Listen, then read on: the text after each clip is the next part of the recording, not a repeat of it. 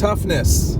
It's the highest praise I can give someone, and that's what Georgia's players have got. That's what Nick Sirianni, the coach of the Philadelphia Eagles, Matt DeBerry and Ryan Curley's favorite team, had to say about the Dogs. Of course, the Eagles have a slew of Georgia players. I'm just off the top of my head, DeAndre Swift, Keely Ringo, Jordan Davis, Kobe. I'm sure I'm forgetting somebody. Jalen Carter. So about 10% or more of their team, active players, are Georgia Bulldogs. And he's talking about the toughness. And now, man, let me just say something. That is 100% true.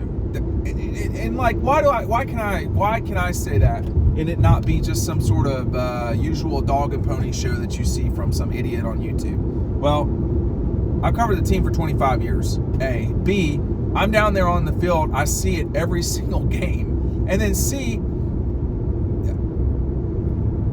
people that you know tell you that all the time that are not at Georgia.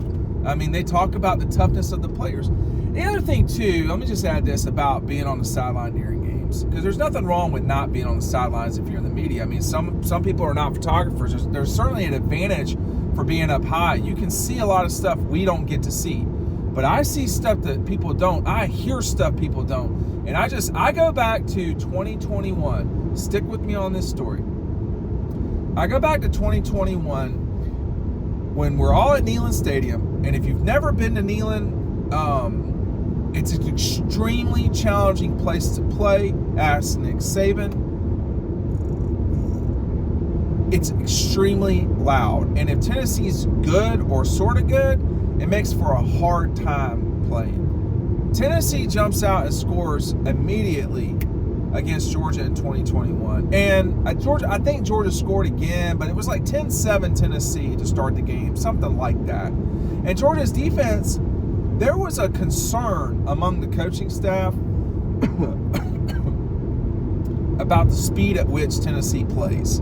There was a concern, there probably still is a concern, but when you're at Neyland, it's particularly problematic because the crowd can get on top of you real quick. And I just remember the way that Trey Scott, Kirby Smart were talking to the defensive front seven, specifically the D-line, but the front seven generally speaking. And like, they were into it.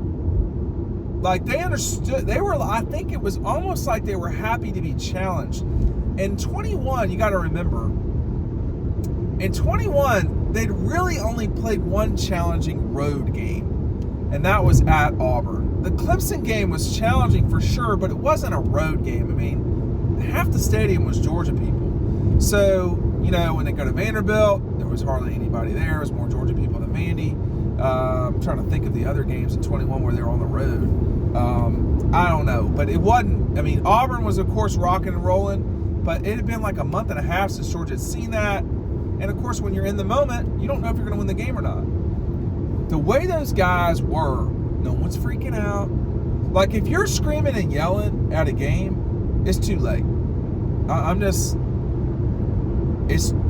It's too late. You've not done what you needed to do to be ready for that moment. Screaming and yelling, I'm not talking about like, hey, let's go, or like, but like if someone's like emotional and like over screaming, you're in trouble. What you need is the approach that, here's another example, and we saw this from when ESPN had the SEC Inside crew at the Georgia-South Carolina game in the fall.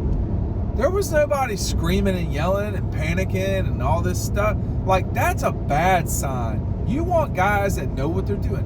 You're playing football. It's a job. Do carpenters scream and yell when they don't get exactly what they want? When they miss the nail slightly? Or, if you're a pharmacist and, you miss the count on your first time, you can't throw the pills. So it's not like all that rage and like junior varsity stuff or junior high or B team stuff. Like, that's great for film, but you can't be like that. You got to be under control. You've got to be ready to play. And frankly, that's toughness.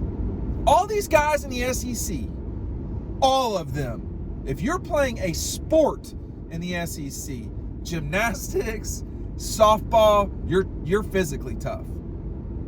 Now, you might not be as tough as someone else, but you're physically tough. I mean, like, none of y'all want to fight Cam Newton. None of y'all want to fight a player from Vanderbilt. None of y'all. I know I don't. Everybody's physically tough. This is about mental toughness. Okay? This is what Alabama has done so well under Nick for so long. Kirby, they have been elite at that. You know, has LSU? No, not like those other two teams. But when you got Joe Burrow, you can do these things. It's the physical toughness. You can get tired during the game. You can have, that's another reason why you have depth. But toughness is not all physical. I can assure you of that. There's a lot of big people my size. Mental toughness is absolutely critical in life.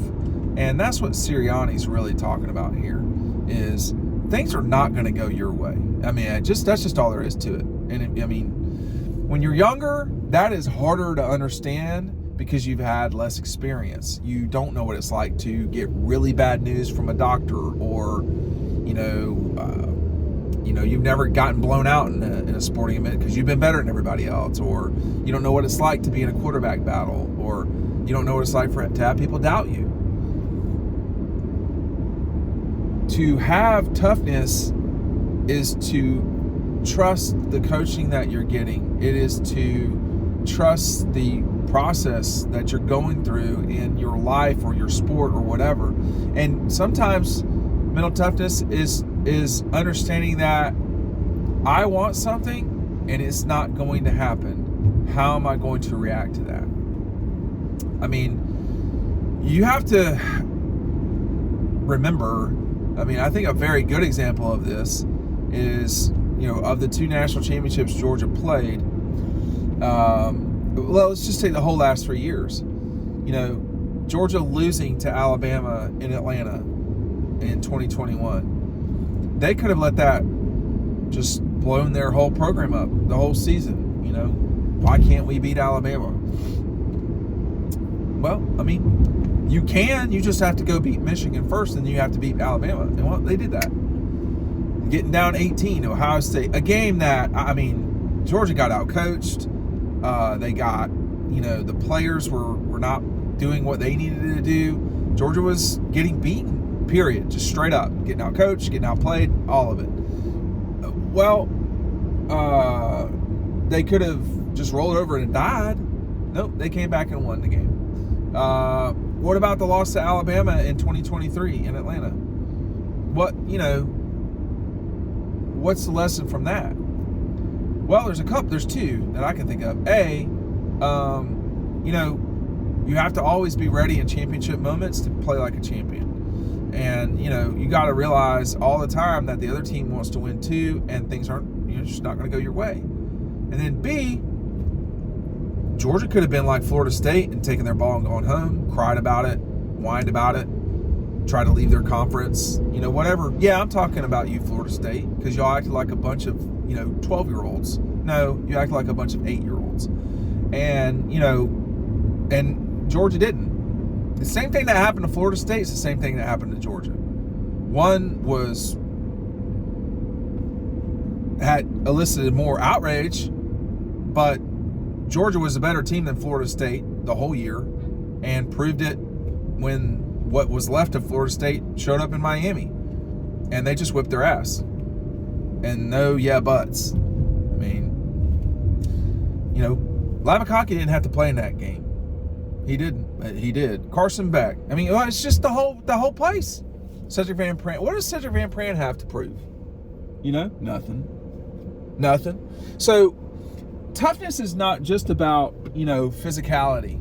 Yeah, you got to be tough. There's no question. Getting up at 5:45 in the morning to run is not fun. Lifting is not. I hated lifting. That just was not for me. But you have to do it because you need to get stronger because everybody else is strong. But the challenge is getting up at 5:45 and not letting it bother you, and achieving that and being done with it. And not just being done with it, but trying to excel at it, because that's what your foe is doing. Sports are way more mental than they are physical. just way more. And I think that's the thing. I think, and we're going to see this with the Eagles coming up. It's great for Nick Sirianni and Jalen and all of them, Jalen Hurts, to get where they have been, which is the Super Bowl. Now they didn't get to the Super Bowl. Now the questions have started.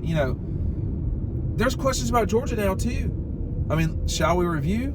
Can they get another national championship? Are they going to be able to beat Alabama? Is this whole thing with Bama gone now that Nick Saban's, Georgia let a national championship get away this past year? Can they recover this year? If they don't win this year, does that mean that that was a 2-year thing and that's it? There's always questions. There's always questions in anything we do in life. Am I doing this the right way? Am I pushing the kids too hard? Am I not pushing them enough? How should we do this? But the fact of the matter is that all of the questions, that's where the toughness comes in. You have to be able to absorb the questions. Are they legitimate? Is there something more that I need to be doing? Am I going too hard? So toughness, yes, those Georgia kids deal with it a lot. I mean, Carson Beck may be the person that's dealt with it the most in the program that's not named Stetson Bennett. He dealt with a ton. And talking about Stetson. But, Carson will too. And it's just the world we live in. You want to be an SEC football player? It comes with it. And you want to play at Georgia? Hey, man. You want to be an SEC quarterback? You better get ready. And all those guys can tell you about it. You think David Green and Matthew and Aaron had fun? I mean, I'm sure they did, but there's plenty of grief that comes with it. Why are Georgia players so good? Because they're mentally tough. That's what I would say.